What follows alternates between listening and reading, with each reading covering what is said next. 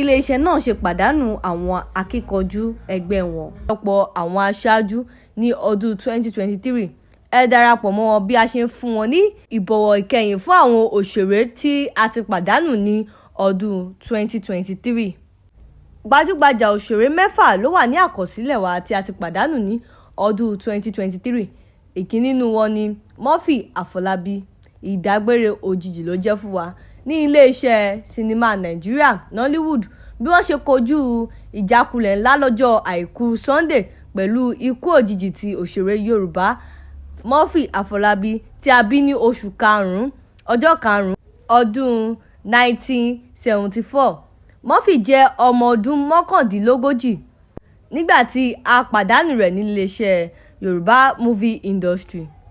Pẹ̀lú ìwé ẹ̀kọ́ dípílọ́mà ní iléeṣẹ́ tíátà àti iṣẹ́ ọ̀pọ̀lọpọ̀ sinimá tí ó ti ṣe, ó bẹ̀rẹ̀ ìrìn àjò iṣẹ́ rẹ̀ ní ọdún 1998 lábẹ́ ìtọ́sọ́nà ti oníwòsàn òṣèré Fásásí Ọlábákanwí, bàbá ọmọ 3 kan.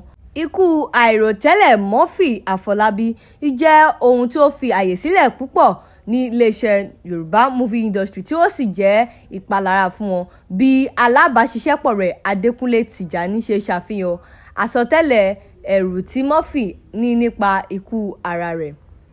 Gbajúgbajà òṣèré ẹlẹ́ẹ̀kejì tí ó wà ní ọwọ́ wa ni Òjó Arósàfẹ́, èyí tí gbogbo ayé mọ̀ sí Fádèyí Olóró. Ní ọjọ́ 7 oṣù kẹta ọdún 2023 ní ẹ̀ka sinimá Yorùbá ti ké pé gbajúgbajà òṣèré Òjó Arósàfẹ́ ẹni tí a mọ̀ sí Fádèyí Olóró ti papòdà ní èyí tí ọjọ́ orí rẹ̀ sì jẹ́ ọmọ ọdún 64 tí ó sì kojú àwọn àjálù àìsàn èyí tí ó gba ẹ̀mí rẹ̀. Àwọn iṣẹ́ ribiribi tí ó ṣe sí ilé-iṣẹ́ sinimá Yorùbá kò ṣeé gbàgbé, pàápàá àwọn ipa ribiribi àti àwọn ìfẹ́ tí ó fi sí ọkàn àwọn olólùfẹ́ rẹ̀. Ẹni kẹta lórí ojú ìwé wa náà ni Fẹ́mi Ògúnròǹbí, èyí tí a mọ̀ sí Papa Ajasco. Apanilẹ́rìn Fẹ́mi Ògúnròǹbí jáde láyé ní ọjọ́ 14 oṣù kìíní ọdún 2023 tí ikú rẹ̀ sì jẹ́ kàyéfì. Ipa tí ó kó nínú eré àwàdà èyí tí a mọ orúkọ rẹ̀ sí Wálé Adénúgà Production tí ó gbajúmọ̀ Papa Ajasco and Company. Ipa tí ó kó nínú eré apanilẹ́rìn náà ni ó jẹ́ kí gbogbo ènìyàn mọ̀ ọ́ lórílẹ̀‐èdè Nàìjíríà káàkiri. Bákan náà, Nollywood tún ṣòfò Musiliu Ajíkanlé, ẹni tí ó ṣaláìsí ní oṣù keje ọjọ́ 7 ọdún 2023 lẹ́yìn tí ó kópa pẹ̀lú àìsàn rọpárọsẹ̀ èyí tí ó sì gba ẹ̀mí rẹ̀. Sàlíù Gbọ́lágadé, alábàáṣiṣẹ́pọ̀ rẹ̀, náà tún sọ ọ̀rọ̀ ìkẹyìn fún láti lè gbóríyìn àìsí rẹ̀. Lára àwọn tí Nollywood Yorùbá náà tún pàdánù ní Ìyábọ̀ Ọkọ̀, èyí tí ó kú ní ọjọ́ 29 oṣù kẹfà ọdún 2023. Sidikat Ọdúnkànwí tí gbogbo ènìyàn mọ̀ sí Ìyábọ̀ Òjó ṣe aláìsí nípasẹ̀ dídojúkọ àìsàn rọpárọsẹ̀ tí ó sì mú ẹ̀mí rẹ̀ lọ.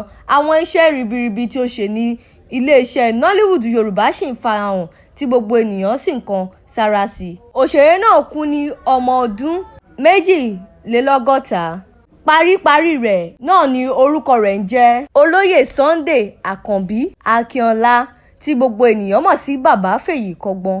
Bàbá Fèyíkọ́gbọ́n ṣe aláìsí nípa dídojúkọ àìsàn kídìní èyí tí ó ń bá fínra tí ó sì ṣe aláìsí nípa rẹ̀. Àwọn ipa tí ó kó nílé iṣẹ́ Nollywood Yorùbá ní ayé 1980 àti 1999 sì jẹ́ àkọsílẹ̀ rere ní ilé iṣẹ́ náà. A pàdánù òṣèré náà sí ọwọ́ ikú gbígbóná.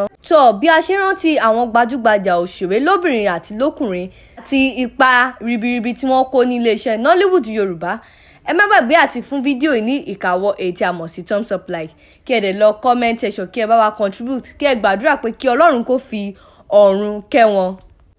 Kí ẹ sì má gbàgbé àti subscribe sí YouTube channel wa, ìyẹn kò ná yín ní ìkankan tí ẹ bá ti ń gbádùn àwọn ètò wa lọ́lọ́kanòjọ̀kan. Ẹ ǹlẹ́ ńbẹ̀, Àwẹ̀ró TV ló ń kí yín.